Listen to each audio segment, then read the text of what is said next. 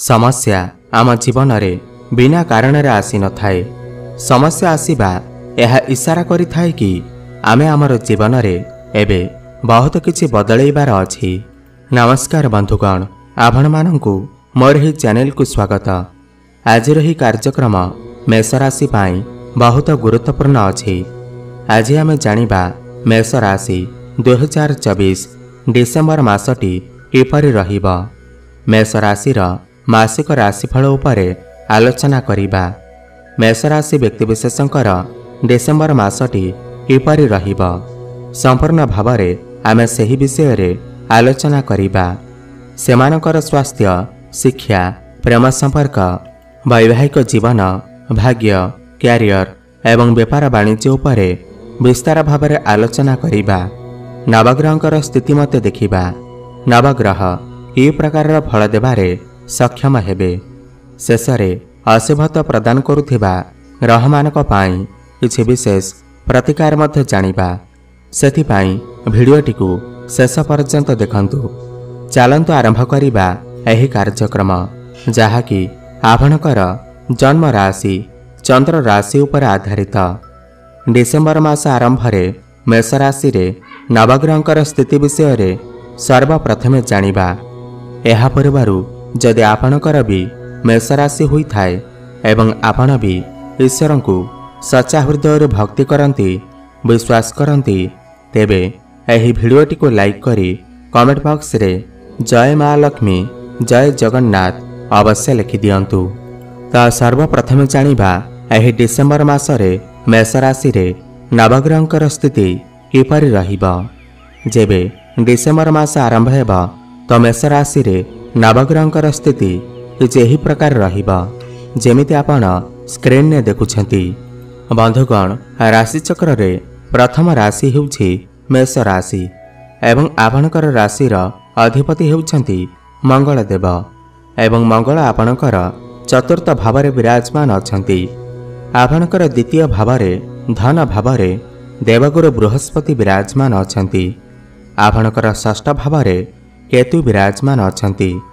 आपणकर अष्टम भावरे सूर्य एवं बुध विराजमान अछंती। आपणकर क्यारियर भावरे माने दशम भावरे शुक्र विराजमान अछंती। आपणकर एकादश भावरे शनिदेव विराजमान अछंती। वर्तमान शनिदेव मार्गी अवस्था रे रहिबे। आपणकर द्वादश भावरे राहु विराजमान अछंती। ध्यान दे सुनंतु। सबटु प्रथमे जानिबा आपणकर स्वास्थ्य किपरि रहिबा एही डिसेम्बर मास 2024 रे। बंधुगण, प्रथम भाव होई थाए आपणकर स्वास्थ्यर भाव, इम्यूनिटी सिस्टम रा भाव एवं प्रथम भावर अधिपति हेउछंती मंगल देव एवं मंगल आपणकर चतुर्थ भावरे विराजमान अछंती।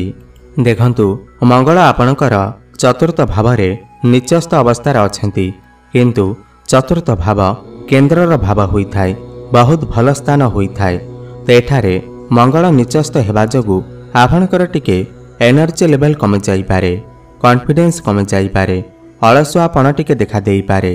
किंतु एही मासरे आपणकर स्वास्थ्य रे कोनोसी भी समस्या देखा जीव नाही। किंतु पंचम भावर स्वामी सूर्य आपणकर अष्टम भावरे अछंती। पंचम भाव आपणकर पेटर भाव होई थाए, स्टोमाक भाव होई थाए। तो 15 डिसेम्बर पूर्वरु आपणकर किछि पेट जनित समस्या किछि देखा देई पारे, गैस एसिडिटी भली समस्या देखा देई पारे। सेथिपाई आपण आपणकर खाद्यपेय उपरे टिके नियंत्रण रक्षा करंतु।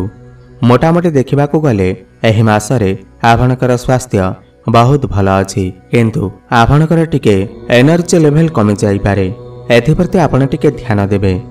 एबे जानिबा आपणकर शिक्षा क्षेत्र किपरि रहिबा एही डिसेम्बर मास 2024 रे।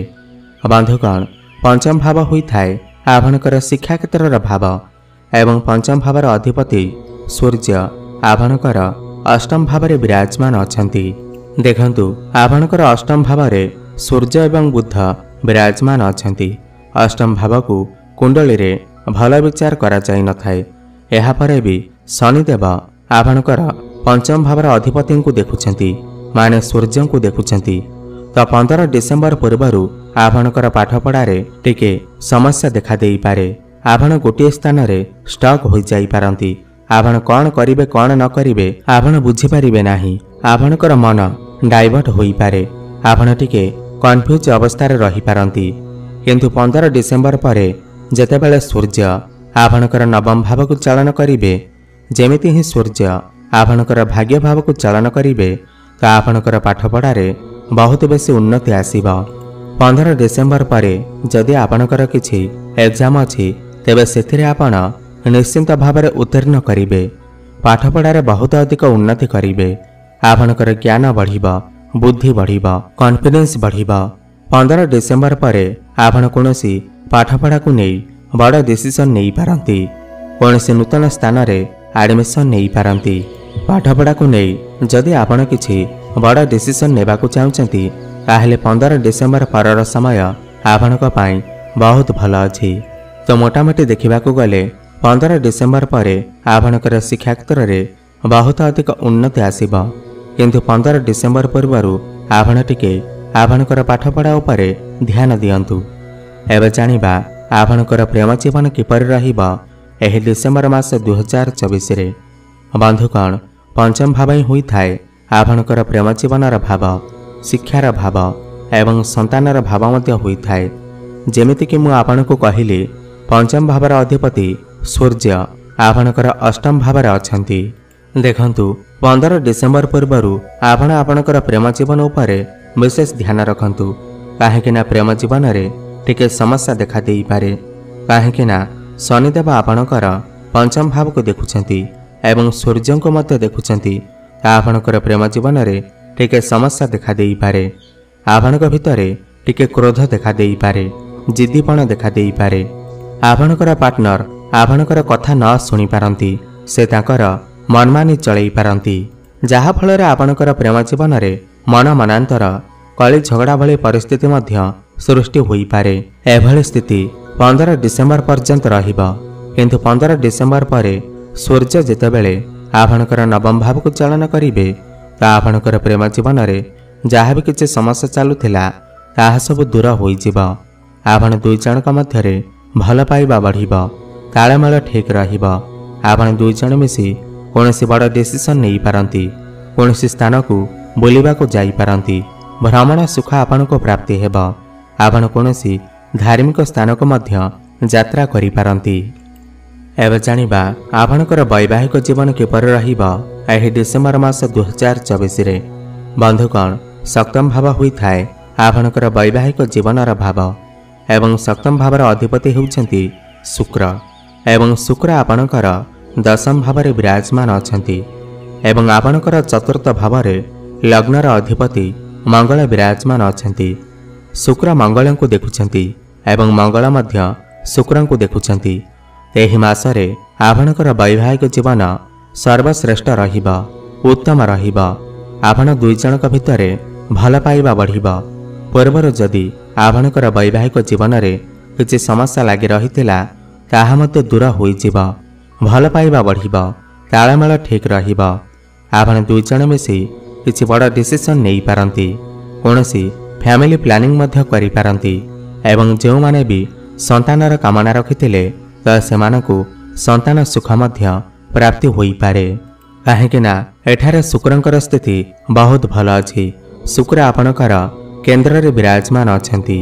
तो मोटामोटी देखा गले एही मासरे आपणकर वैवाहिक जीवन बहुत भल अछि। एबे जानिबा सबठार महत्वपूर्ण विषय वस्तु जहाँकि आपणकर भाग्य, क्यारियर एवं व्यापार वाणिज्य किपरि रहिबा एही डिसेम्बर मास 2024 रे। बंधुगण, नवम भाव हुई थाए आपणकर भाग्यर भाव, दशम भाव हुई थाए क्यारियर भाव। नवम भावर अधिपति होउछंती देवगुरु बृहस्पति एवं बृहस्पति आपणकर द्वितीय भावरे धन भावरे विराजमान अछंती। देखंतु एही मासरे आपणकर भाग्य बहुत भल अछि। भाग्य आपणको पूर्ण मात्रा साथ देव, काहेकिना भाग्यस्थानर अधिपति देवगुरु बृहस्पति आपणकर धन स्थान रे विराजमान अछंती, भल स्थान रे अछंती। यार माने हेउछि भाग्य बल रे आपणको प्रचुर मात्रा रे धन प्राप्ति हेबा।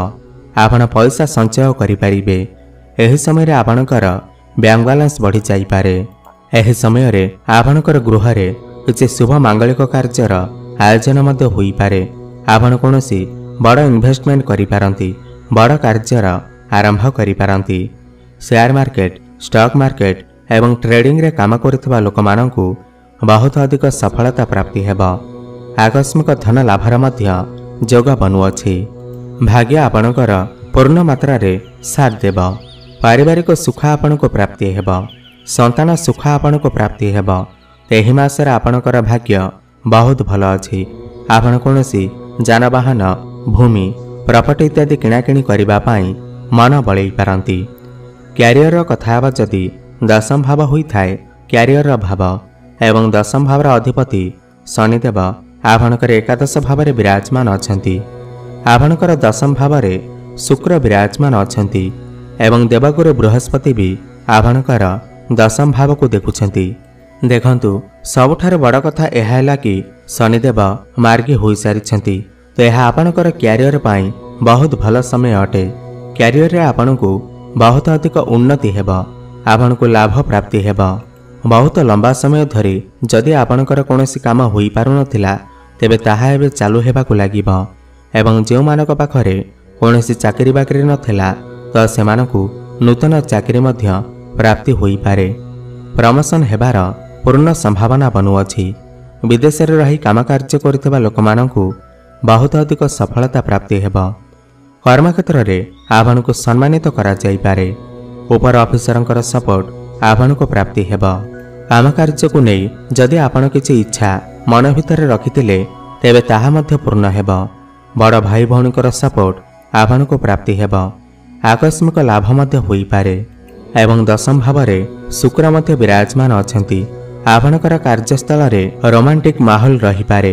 आपण आपणकर कर्मस्थल रे कोनोसी एक नूतन सांग को भेटी पारंती।